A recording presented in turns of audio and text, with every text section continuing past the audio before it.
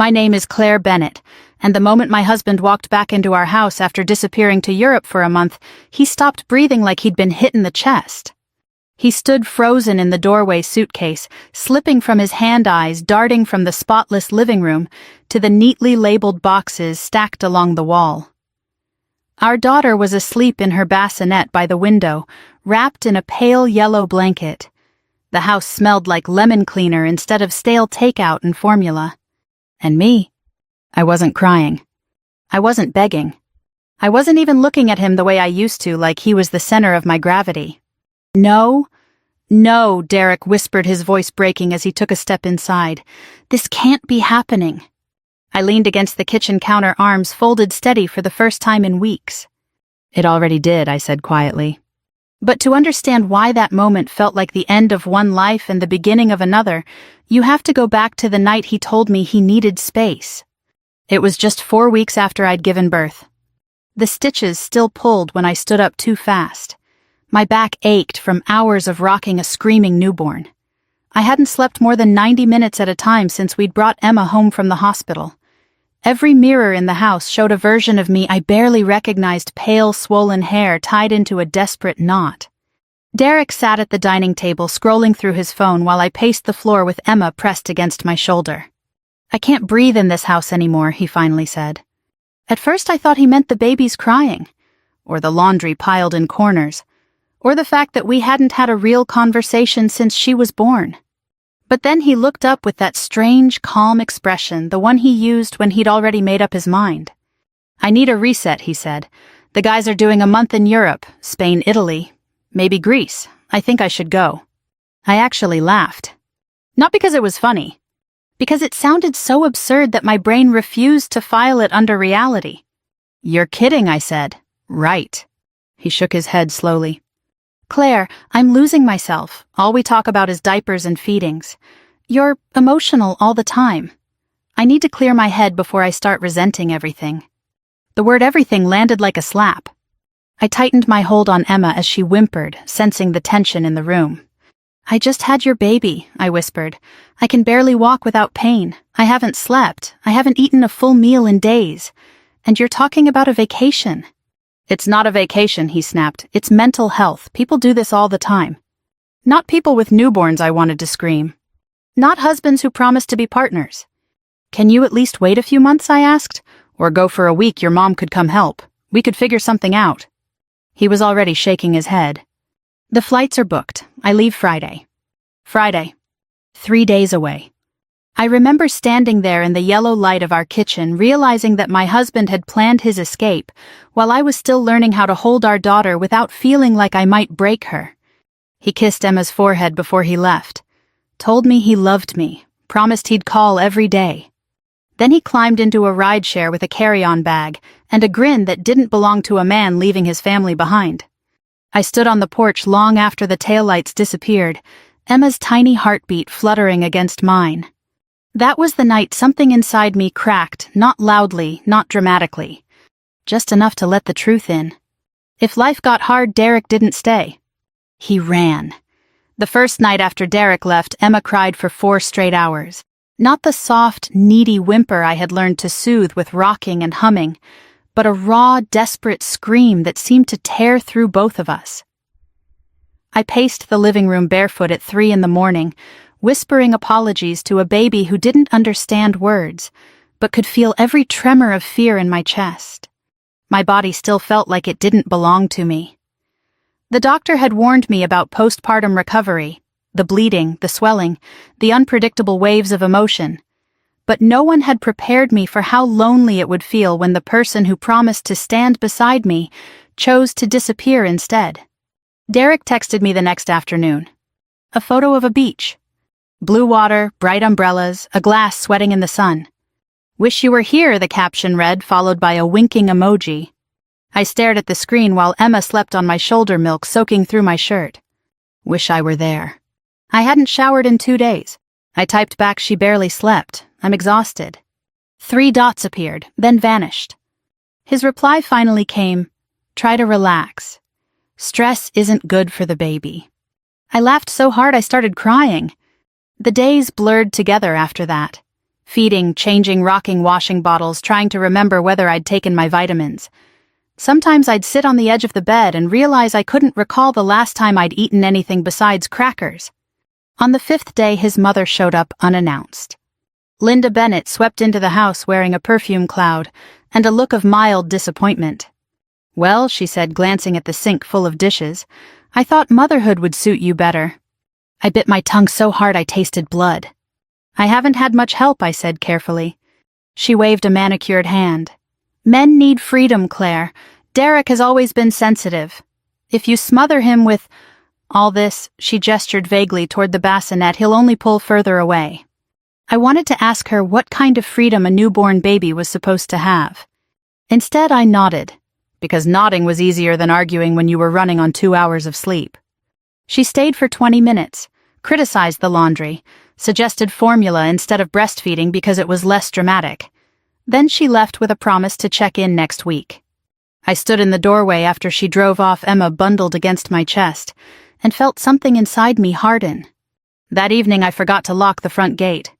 I was sitting on the porch steps trying to breathe through another crying spell when a soft voice said, "Honey, you look like you're about to tip over." I looked up to see Mrs. Evelyn Carter from next door, a retired nurse in her 70s who always wore sneakers and carried herself like she still had places to be. Before I could protest, she took Emma from my arms with practiced gentleness. "You go shower," she said, "and eat something that isn't beige." I obeyed like she'd given me oxygen. When I came back 20 minutes later, she had made me scrambled eggs and toast. Emma was asleep against her shoulder. "You're not meant to do this alone," Evelyn said, meeting my eyes, "and you're not weak for needing help. But you do need a plan." "A plan," I repeated. She nodded. "Support, legal information, financial clarity. Start writing things down. Dates, messages, expenses. Not because you want to punish him, but because you need to protect yourself and that baby." That night after she left, I opened a notebook and wrote the date Derek had gone. Then I kept writing. For the first time since he'd walked out the door, I stopped waiting for him to come back and save me. I started figuring out how to save myself. The first thing I did was stop crying in front of my phone. For nearly a week after Derek left, I had been sending him long messages in the middle of the night, updates about Emma, about my pain, about how scared I felt. I told myself I was keeping him informed. The truth was, I was still trying to make him care. On the 8th day, I reread our entire message thread. Photos of tapas. A blurry shot of Derek laughing with his college friends. A selfie from a rooftop bar with the caption, "Needed this." And then my texts. Paragraphs. Pleading disguised as conversation. Something inside me went quiet. I didn't delete the messages. I printed them. Mrs. Evelyn had driven me to the public library that morning so I could use the printer and the free legal resource desk. She held Emma while I fed wrinkled sheets of paper into a plastic folder, my hands shaking less with each page. "You're not being dramatic," she said softly. "You're being prepared." Prepared. The word felt strange on my tongue, like trying on a coat I'd never thought would fit me. That afternoon I scheduled a consultation with a family attorney downtown. I wasn't filing for divorce. Not yet. I just needed to understand what my life would look like if Derek's version of marriage, where he could step out whenever things got hard, was the only version he was capable of. The attorney, a calm woman named Rachel Green, didn't judge me. She asked practical questions. "Whose name is on the house?" "Both." "The savings account?" "Mostly his." "Has he contributed to childcare since the birth?" I shook my head. She nodded slowly and slid a yellow legal pad toward me. "Start documenting everything. His travel dates, his expenses, any communication where he acknowledges leaving you alone postpartum. This isn't about revenge. It's about leverage and safety." Leverage. Another new word. That night, after Emma finally drifted to sleep, I opened our banking app and felt my stomach drop. Derek had spent nearly $8,000 in 2 weeks. Hotels, restaurants, excursions. He hadn't even noticed the hospital bill still sitting unpaid in our mailbox. My hands didn't tremble this time. I transferred enough money into a new household account to cover rent, groceries, diapers, and emergency savings. I left a clear digital note explaining the move. Not hiding. Not stealing. Protecting. Over the next days, I began rearranging more than just finances. I created a feeding schedule that gave me 2 predictable windows of rest. I joined an online postpartum support group filled with women whose husbands worked night shifts, deployments, trucking routes, women who understood endurance without glamorizing it.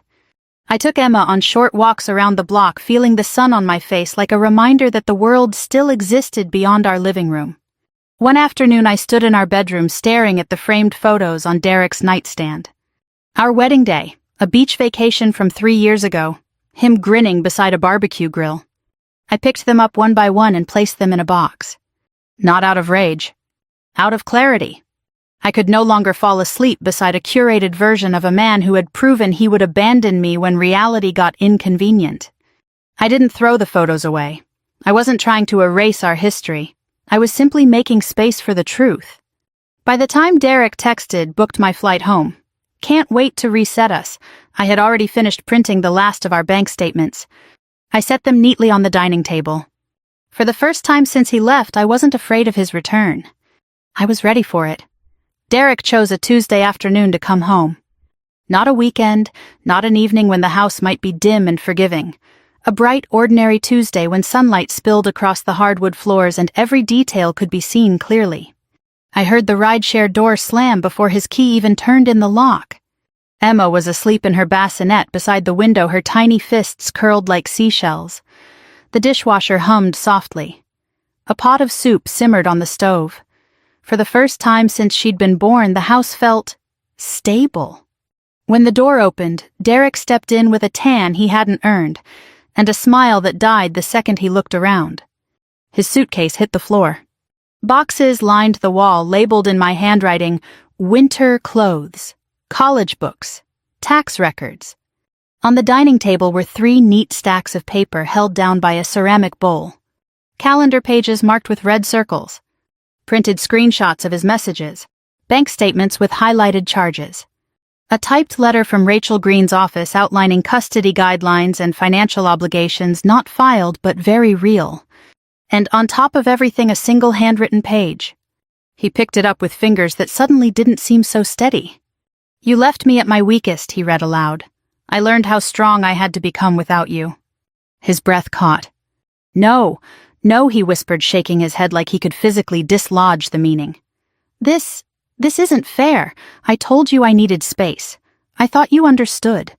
I leaned against the kitchen counter, arms folded. "I understood," I said. "You needed freedom more than you needed us." He flinched. For a moment, the only sound in the room was the soft rhythm of Emma's breathing. "She's bigger," he said, finally moving closer to the bassinet as if approaching a stranger. "She looks different." "That's what happens when babies grow," I replied, "even when their fathers aren't around to see it." He ran a hand through his hair, pacing like a man trying to outrun something invisible. "I called," he protested. I checked in. "You never said it was this bad." "I said I was exhausted," I answered. "I said I was scared. You told me to relax and sent me photos of sangria." Color drained from his face. "I didn't realize." He began, then stopped. Because realization was exactly what he had avoided for an entire month. His eyes landed on the attorney's letter again. "You talked to a lawyer?" he asked, voice rising. "I talked to information I corrected. There's a difference." He sank into a chair like his legs had forgotten their job. You're not actually going to take Emma away from me," he said, more plea than question. "I'm not taking anything," I said quietly. "I'm setting boundaries. Something our marriage apparently never had." His mouth opened, then closed. For the first time since I'd met him, Derek Bennett looked small. Not physically. Emotionally. Like the version of himself he'd carefully protected, the charming guy who could talk his way out of responsibility had nowhere left to hide. "I thought if I got one last month to myself I'd come back ready," he admitted, staring at his hands. I didn't think you'd change. I didn't think I'd survive," I said. "But here we are." Emma stirred, then a soft whimper escaping her lips. Instinctively I stepped forward, and so did he. We froze inches apart. "Can I?" he asked, nodding toward her. I hesitated. Then I stepped back. He lifted his daughter awkwardly, like he was holding both hope and guilt at the same time. Tears slid down his cheeks before he could stop them. "I was a coward," he whispered into her hair. "I thought I could pause fatherhood. Pause being a husband. I didn't realize what that would cost. I didn't answer. Because apologies were only the beginning. Derek didn't sleep that first night. I could hear him moving around the living room long after Emma and I had gone to bed, opening drawers, closing them again, pacing softly like he was afraid the house might reject him if he made too much noise. At 3 a.m, Emma began to cry. Not loudly, just a restless searching sound. For weeks that sound had meant my body would jolt awake before my mind could catch up, but this time I stayed still. I waited. Through the thin wall I heard Derek's footsteps, a pause, then the creak of the bassinet. His voice came next, low, uncertain. "Hey, little girl, it's okay, Daddy's here." There was fumbling, a diaper bag zipper, the muted clink of a bottle warming in the kitchen. Emma's cries softened. Tears slid into my ears as I stared at the ceiling. Not because everything was suddenly forgiven. Because for the first time since she'd been born, I wasn't alone. The next morning we sat across from each other at the dining table that had become a battlefield. "I know saying sorry isn't enough," Derek said. His eyes were red, his posture stripped of its usual confidence. "I don't even know where to start fixing what I broke." "You don't fix it," I replied calmly. "You rebuild it. Slowly. And only if you're willing to do the work." He nodded immediately like he'd been waiting for instructions. "No more disappearing," I continued. "Individual therapy, couples counseling, full transparency with money, shared night shifts with Emma. And your mother doesn't get to decide what our marriage looks like anymore." He swallowed hard. "Okay," he said, "all of it. I'll do all of it." I watched him carefully searching for the old defensiveness, the easy charm he used to smooth over consequences. It wasn't there. In the weeks that followed, Derek did things I had once begged him to do, not with dramatic speeches but with quiet consistency. He learned how to hold Emma so she settled faster. He memorized her feeding schedule. He showed up to therapy appointments even on days he looked like he'd rather run. One afternoon I came home from a postpartum support meeting to find him on the living room floor surrounded by burp cloths and parenting books. He looked up sheepishly. "She spit up on chapter 4, he said. I almost smiled. Trust didn't return in a rush. It came in fragments the first full night of sleep he insisted I take while he stayed up. The way he stopped scrolling his phone during dinner and actually listened. The moment he told his mother firmly but respectfully that our decisions were no longer